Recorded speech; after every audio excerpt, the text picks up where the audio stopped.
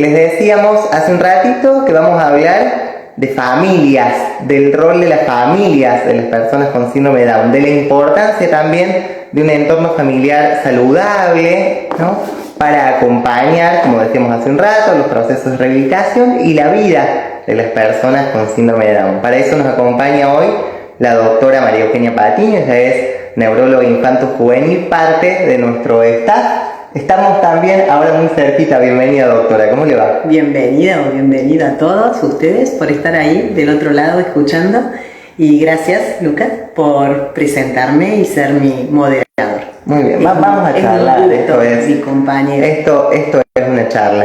Bien, vamos a comenzar, ¿no? con este rato de conversación que está orientado por una pregunta que me hacía la doctora y que sé que la recorre profesionalmente, vinculado a, bueno, nosotros vemos habitualmente, y esto quiero compartirlo con usted, ¿no? A partir de su experiencia de consultorio, en general, todo el sistema de apoyos, los procesos de rehabilitación, distintos espacios institucionales, están definidos para que la persona con discapacidad pueda desarrollarse, pueda desarrollar distintos tipos de habilidades significativas.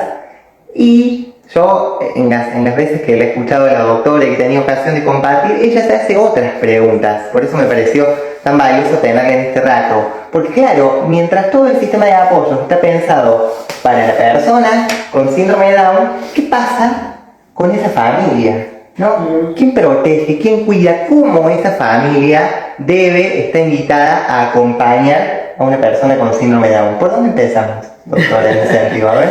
Bueno, empiezo primero por decir que es así. Quienes cuidan a los que cuidan. ¿Estamos? Como dice Lucas, todo el sistema de apoyo está,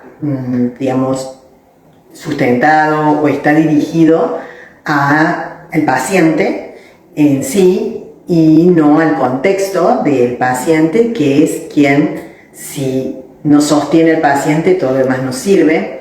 Yo siempre lo comparo con un árbol en donde en la copa estamos todos los profesionales que un niño en las diferentes etapas de su vida o un paciente,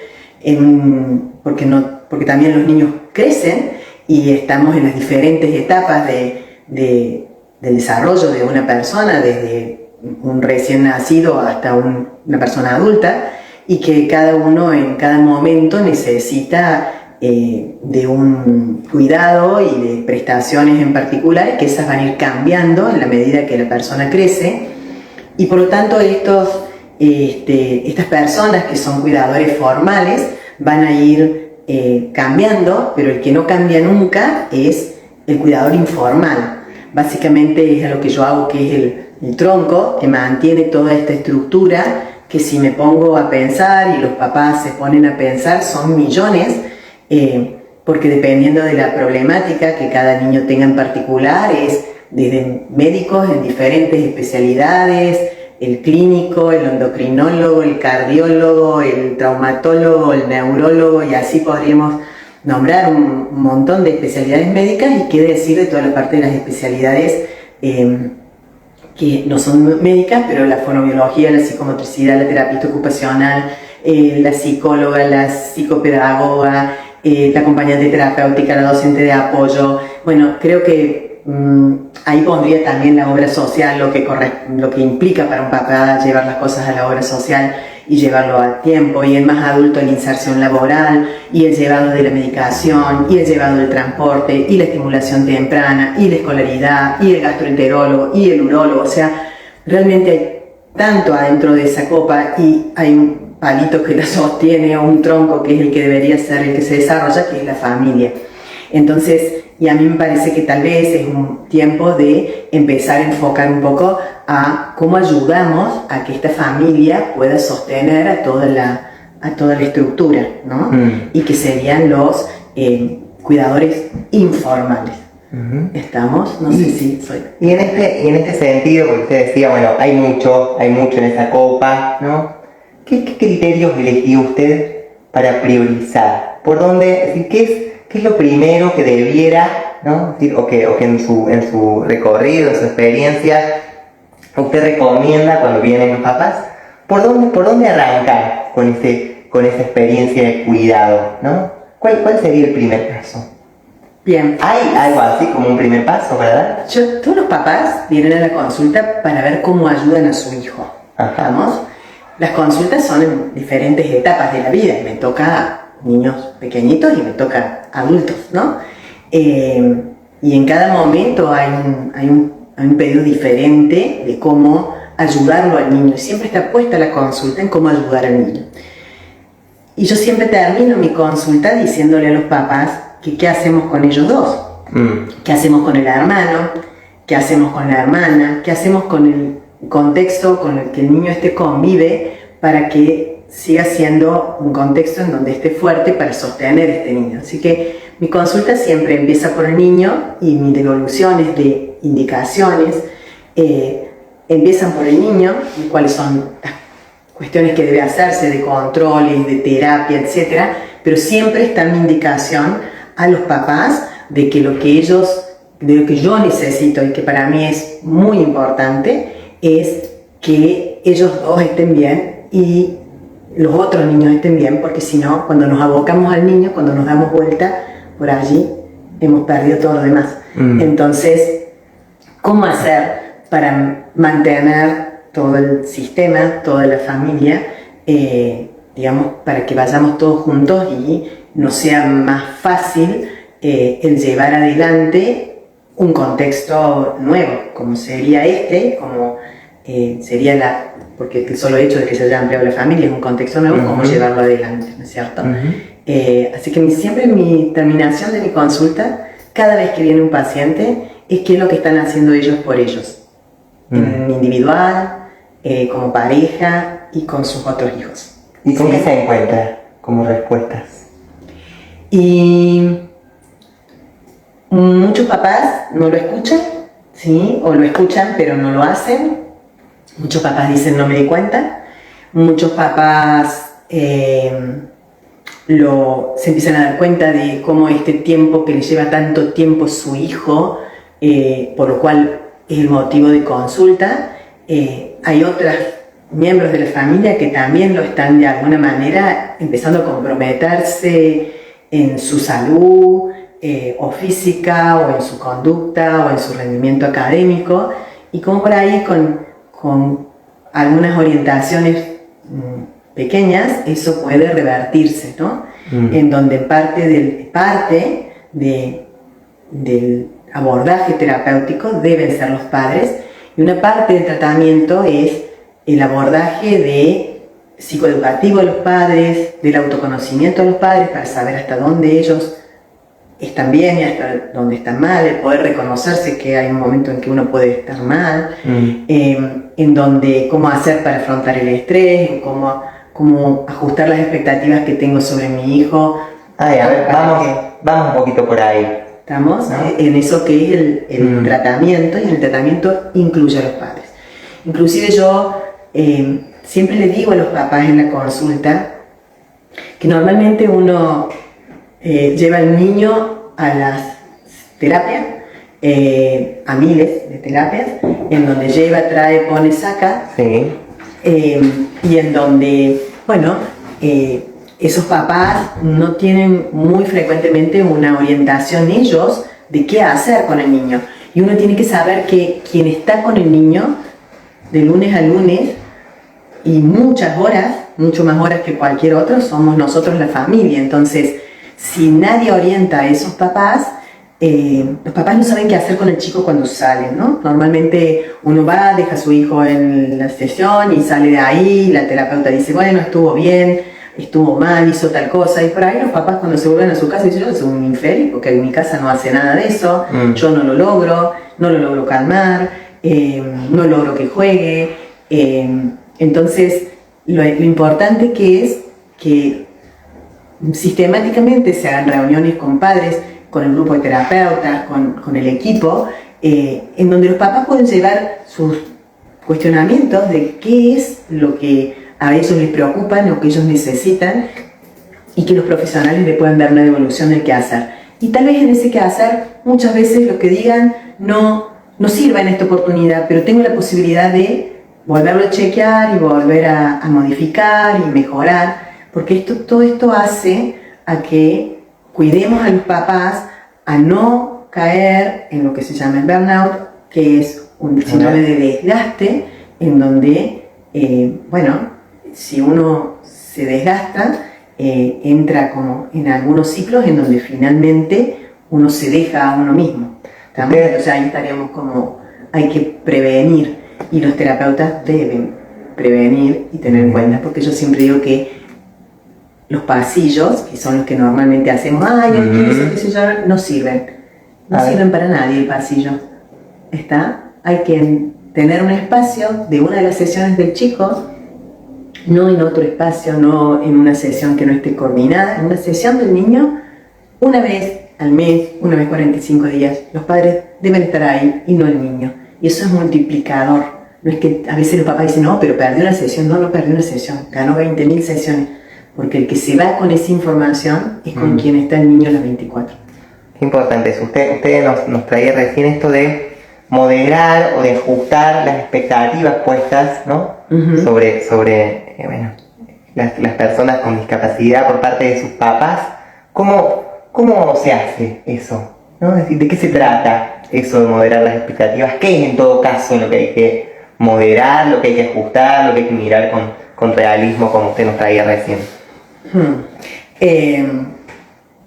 Yo creo que no es fácil, ¿no? No es fácil porque es una situación nueva, es una situación a la cual no estábamos, digamos, uno espera que esté todo bien y por ahí las cosas no están todo bien, ¿sí? Y en este todo bien yo creo que uno siempre tiene que ser positiva y pensar que todo va a estar lo mejor, ¿sí? Y en las expectativas para mí uno tiene que poner adelante la felicidad del niño, ¿estamos? Y ver realmente que me ayude el equipo y creer en el equipo es cuánto este niño yo le puedo ofrecer como estrategia de la cual él le va a sacar un provecho y le va a sumar y no que lo vamos a entrar en una situación en donde el niño tenga una frustración permanente, porque eso genera una serie de problemas de conducta en el niño, de estima, etcétera, que no nos lleva a ningún lado.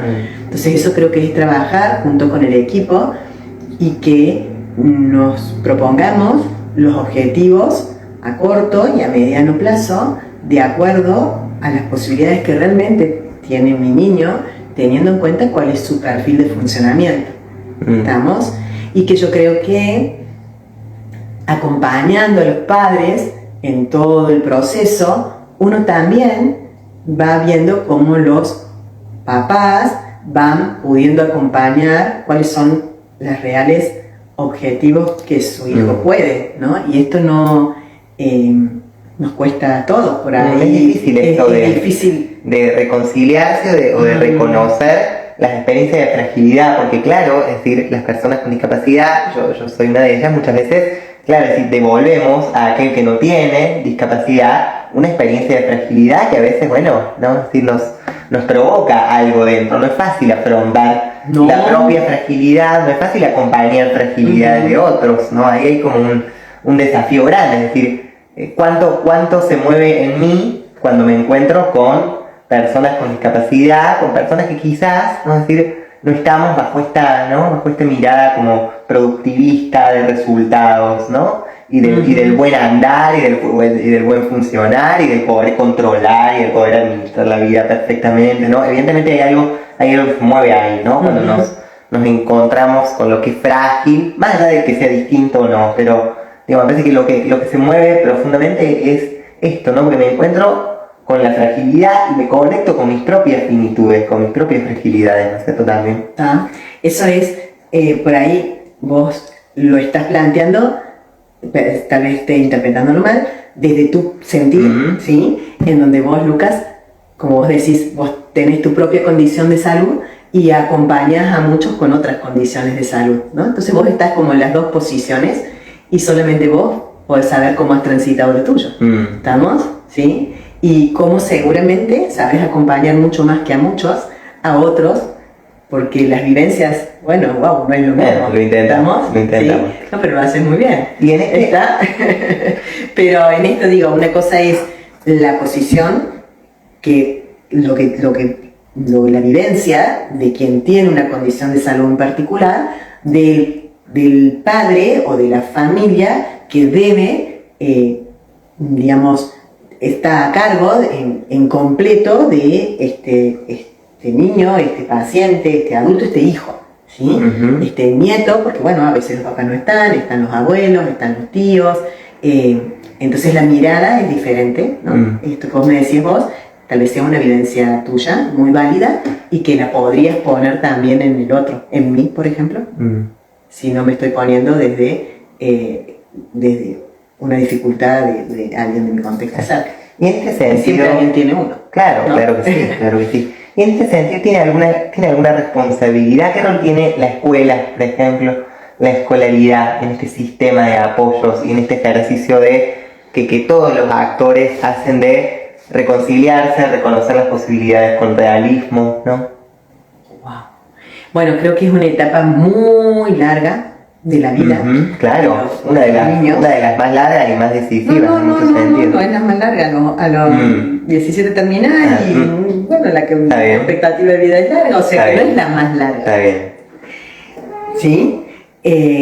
No es la más larga, pero es en la que más se ha puesto énfasis, ¿no? En todo está ahí. Ahora, si yo tuviera del otro lado padres en donde sus niños ya han terminado la escolaridad, entonces, y miran de acá para adelante, desde los 17, desde los 18 para adelante, y sí, ¿ahora qué hago? ¿Sí? Porque ahí es como que se acabó todo, se acabó la psicopedagoga, la fonoaudióloga, la psicomotricista, la psicóloga, la psicóloga, se acabó el tiempo de escolaridad en donde el niño está ocupado en un espacio acompañado, contenido, etc.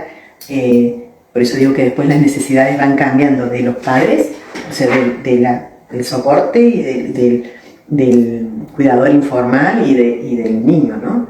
Y me parece que en la etapa escolar hay muchísimas cosas que están disponibles para eso, pero en la etapa después de eso hay un vacío muy grande, y es un vacío en donde tal vez ya los papás entraron en una etapa diferente, por la edad, por lo que fuera, de que uno, bueno, va acompañando el proceso y no es lo mismo la energía que tenés vos, Lu, en este momento en tu trabajo y todo, que la que puedo yo tener, ¿sí? Uno va cambiando en sus energías y todo, y los papás también, ¿no?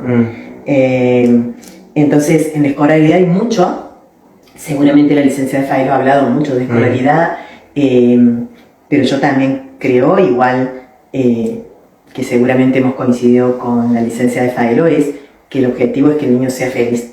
Y muchas veces uno lo que ve en los niños, y a veces yo siempre les digo a los papás, y no la grabé, ¿sí? Que cuando por ahí hacen algún cambio en la modalidad de escolaridad, yo siempre me acuerdo de Pía, que la mamá vino después de mucho, y si la mamá de Pía me está escuchando sabe a qué Pía me refiero, dijo, wow, Pía encontró su lugar en el mundo, y realmente Pía hizo un cambio muy grande, a partir de que cambió en su modalidad de escolaridad, encontró sus pares, encontró su espacio, encontró lo que ella podía aprender, ¿bien?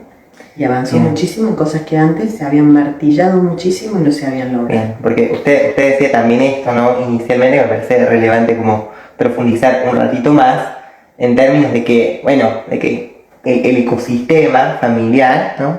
Sí, impacta muchísimo, ¿no?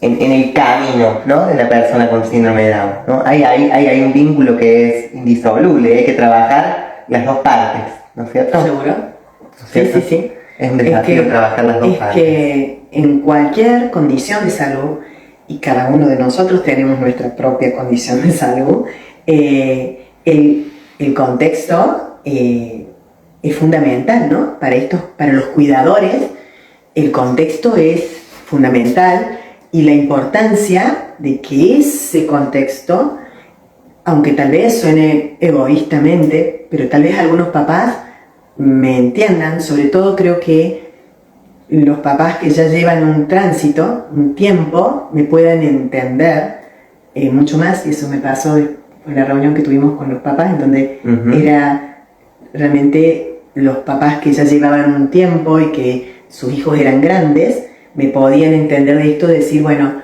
y esto es la prevención. Existen necesidades que son básicas, que deben ser cubiertas para todo el contexto familiar, pero para el cuidador también.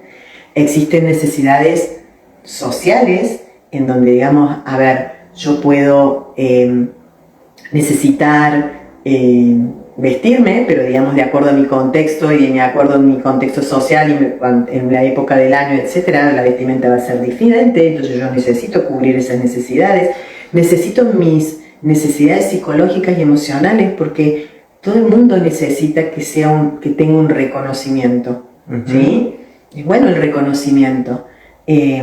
No son, como alguna vez vos dijiste, ni víctimas ni superpoderosas las madres, digo las madres porque en todas las estadísticas quienes más serían los cuidadores dentro de los informales, los principales son las mujeres, ¿sí? Pero podrían ser hombres, y yo digo que también hay hombres, y conozco también papás que están abocados tanto como su mujer, o abocados los papás y por la circunstancia que fuera, no la mamá. Entonces también es importante el apoyo y que esa persona sienta que es útil su labor, y que de alguna manera es reconocida. A todo el mundo le gusta que le reconozcan, claro, que uno lo haga sin ningún tipo de búsqueda de que algo me den a cambio, ¿no? Que nuestra identidad es un poco eso, ¿no? El espejo. Hay mucho de espejo, ¿no? Entonces, esas necesidades están buenas, y también hay gente que tiene sus necesidades espirituales, que son respetables, y que realmente, bueno, quienes creen, yo siempre digo que bueno que es creer, porque cuando uno se cree, queda sin nada, cree. Entonces creen más allá. Entonces las necesidades espirituales para algunas personas es como muy importante y es un sostén muy fuerte. Si nosotros tenemos esas necesidades cubiertas, pues podemos desarrollar un montón de capacidades, ¿no? Y bueno, hay que tener en cuenta que el que cuida tiene que estar muy, muy bien emocionalmente, y debe ser alguien del que se le proteja tanto como el niño que recibe una terapia. Bien. Como para ir, creo que hay mucho dicho, ¿no? Y bueno, mucho también para seguir reflexionando, para que nos resuene y nos ubique, ¿no? Y como que en algún sentido este rato de conversación a cada uno de nosotros nos ubicado en un lugar, ¿no? Y nos invita a pensar desde dónde miramos estas cosas, ¿no? ¿Qué diría usted como para, bueno, concluir en este Día Mundial del Síndrome de Down, en este día donde pensamos en clave de autonomía, pensamos en clave de independencia, pensamos en clave de proyecto de vida, pero también, como usted decía, el desafío es el realismo profundo, que en realidad es lo único que nos permite después transformar, intervenir, acompañar? Nosotros acompañamos, creo yo, no soy papá, pero personas concretas, ¿no? En su realidad concreta, con sus posibilidades concretas, ¿no? Es decir, ¿cómo alguien como usted, que hace tanto tiempo trabaja con estas poblaciones, celebra este día? ¿Cómo se posiciona usted frente a este día? Bien, ¿cómo celebro? Que en realidad creo que hay mucho por hacer para que los niños y las familias estén mejor, ¿sí? Y eso es lo que uno debería apuntar, y empezar a poner la mirada no solamente en el niño, sino en quienes sostienen a ese niño en particular, que es algo que se deja de lado, y cuando eso se cae todo. ¿Estamos? Entonces, y poder posicionar a los papás en esto que decía Eric Fromm, que dice: ser capaz de prestar atención a uno mismo es requisito previo para tener la capacidad de prestar atención a los demás. Y sentirse a gusto con uno mismo es la condición necesaria para realizarse con otros.